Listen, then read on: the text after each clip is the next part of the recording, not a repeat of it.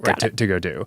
But I think we'll get there. I think like most science fiction, it's not this binary thing that you just like wake up one day and we're like, oh, we've realized all the dreams. But I do think that these platforms are going to be the first time that I think that there's a realistic sense of presence in all the ways that that's special to people for most things that people want to do, which are not the most physical ones. And even some of the basic physical ones I think we'll get. But then there's a long tail of other stuff. I mean, smell is also really important for people. Yeah. Right? I think it's disproportionately important for memories. And that's not really a thing that I think in the next few years we're going to have in any of these devices. I mean, that's a very difficult and challenging thing on its own. What is the piece of that you feel most interested in, that you keep coming back to in your mind? This has the frustrating property to develop that the sense of presence is almost like when you're designing something that's sort of trying to artificially deliver it, you're delivering an illusion to a person. And more than any one thing that provides a sense of presence, it's actually more the case that any one thing done wrong breaks the sense of presence.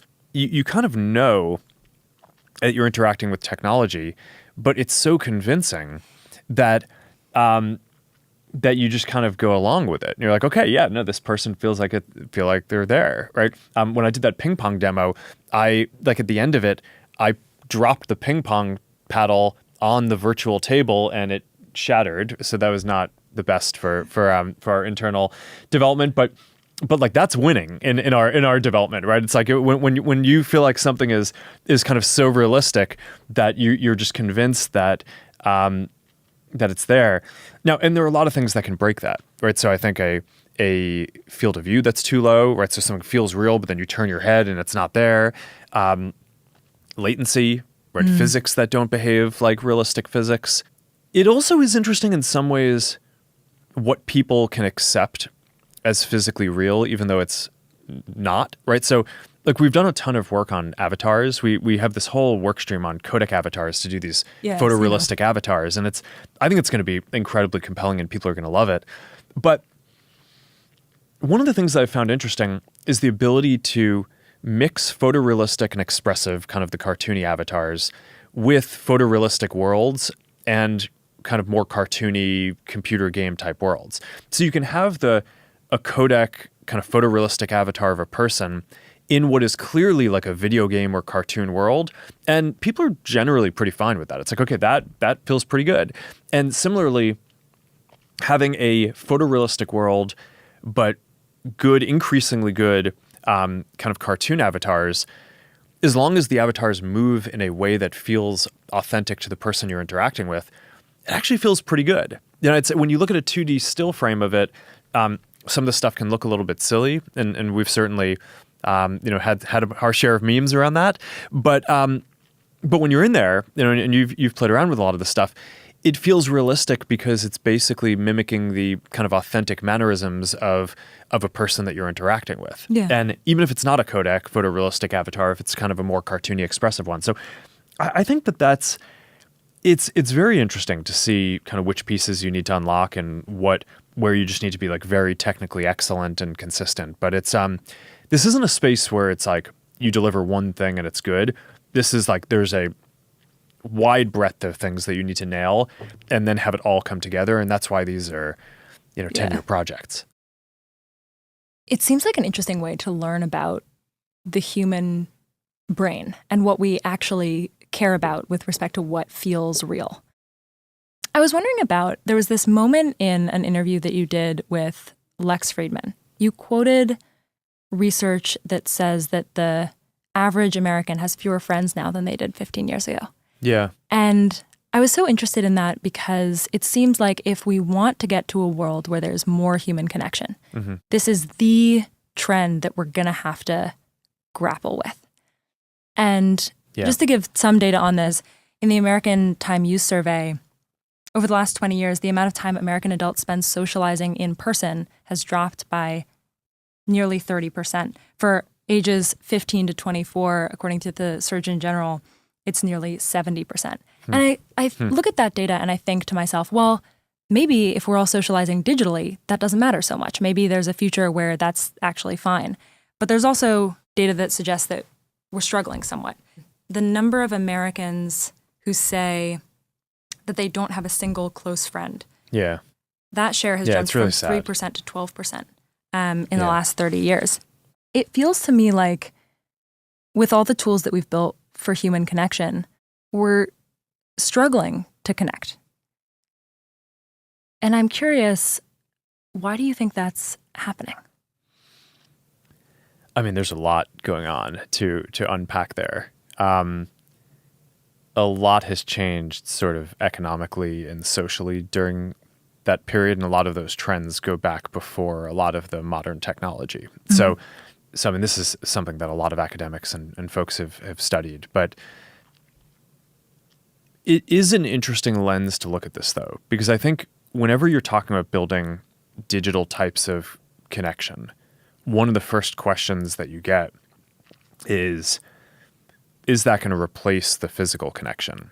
And my answer to that, especially in the case of something like this, is that no, because people already don't have as much connection as they would like to have. It's not like this is replacing some sort of better physical connection that they would have otherwise had. It's that the average person would like to have 10 friends and they have 2, right? Or 3.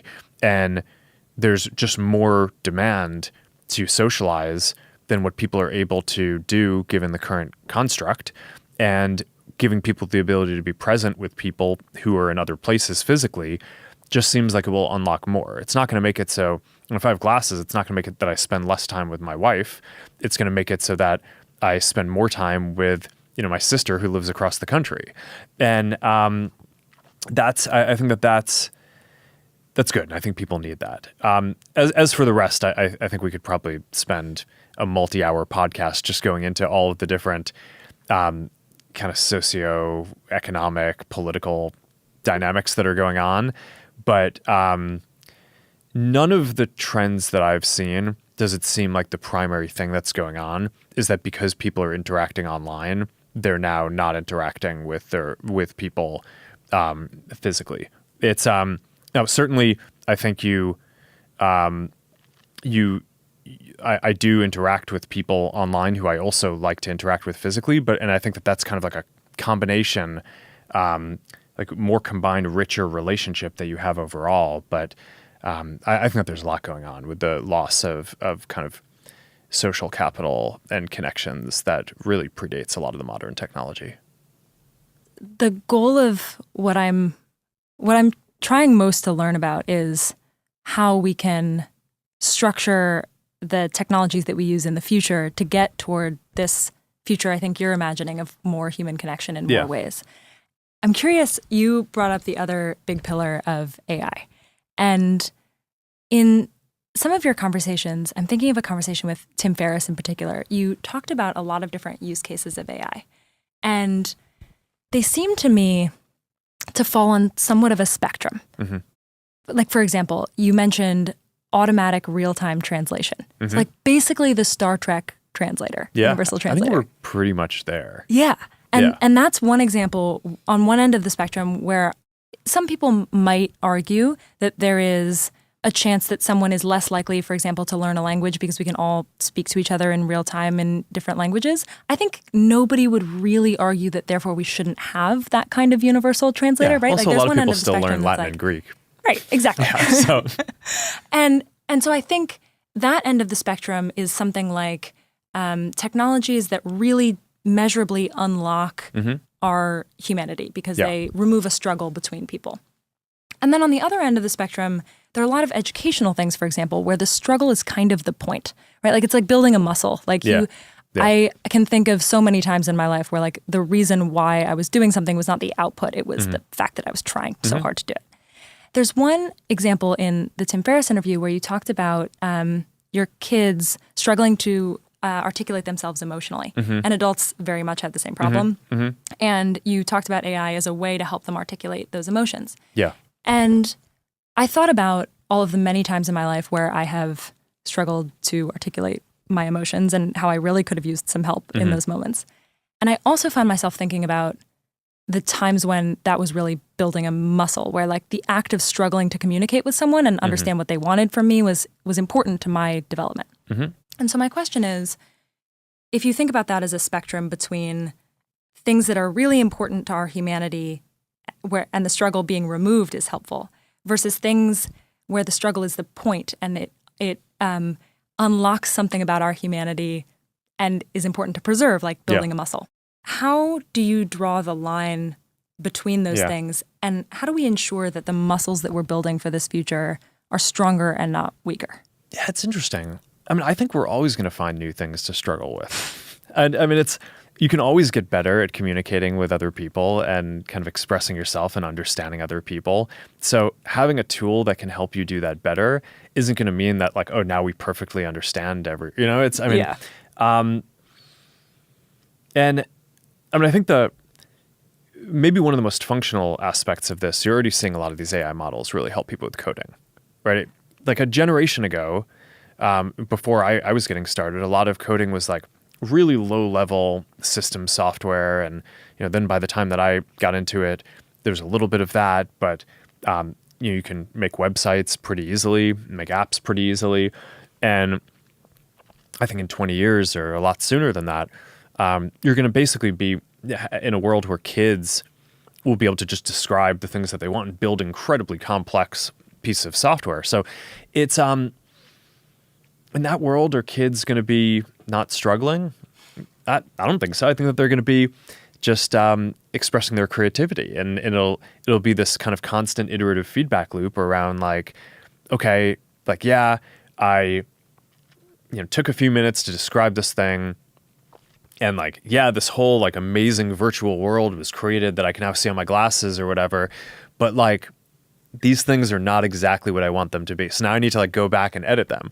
I don't know. I think that there's always more. Another way to get at this. It's one of the things that I think makes people so good. It just, there's always more to do. We'll always find the struggle. Yeah. Another way to get at this is if you play this out to make the tools even better. And like 10 years, let's say your kids are in high school. Are there ways that you would want them using AI because you think it would accelerate them intellectually, and ways that you would advocate for them not to use it, or things that you would have concerns about? I mean, I think that there's some things that you need to be able to do yourself. I think that that's a lot of the basic fear that people have around this. I agree with that. Is that while we're building these amazing tools, we get away from this self-confidence and ability of being able to do like this basic stuff yourself. So it's like, all right, you have a calculator, but it's still good to be able to do kind of basic math in your head, because there are a lot of things that come up throughout the day that you just want to have a general numeracy around, right? That often they're not expressed in numerical terms, but just in terms of understanding trends or understanding arguments that people are making, you kind of need to understand the shape of how numbers come together. And so I think one of the big debates is like, should we still teach our kids to program computers? Even though you're going to have these tools in the future that are just so much more powerful than anything that we have now to produce incredibly complicated pieces of software, I think the answer to that is probably yes, because I think teaching someone how to code is teaching them a way to think rigorously. And that even if they're not doing most of the code production, I think it's important that you kind of have the ability to think in that way. And I think it's going to just make you generally a better thinker and better person. So yeah, maybe that's like this generation's version of calculators. It's like, so you'll want to use the calculator, but you'll also want to be able to generally do without it. Other ones like language, I don't know. I mean, different people can come out. I mean, I think this is one of the interesting questions about parenting these days is like, is just kind of like what's important to teach your kids in an era where so much is going to change over the time that they're even in school. Language, I think you can make similar arguments. I think that there's a lot of, it's probably going to be less functionally relevant in the future to learn multiple languages, but it sort of helps you think in different ways. I've found from the languages that I've studied that a lot of it yeah, you learn about the structure of your own language. You can, you also learn about the culture, right? Because so much of how things are expressed in different places is tied to the nuance and the history of kind of how. So I think like that's all valuable and interesting stuff to get into. But then, I don't know, at the same time, we only have so many hours in the day. So people need to prioritize what they're going to learn. And it may be that, okay, in a world with perfect translation, which, by the way, we basically just announced on the Ray-Ban Metas that now you're going to be able to just like you go to different countries. We're starting out. Wild. Yeah, we're starting out with just a few languages, but we'll roll it out to more. And you could be traveling anywhere, and you have your glasses, and they just translate in real time in your ear. So it's wild. So I think people are going to need to choose what they want to focus on going forward. How do the developments that we've been talking about in AI intersect with social media and the platforms that most people use today? There's a future where there's generated images and generated text and maybe AI influencers. How does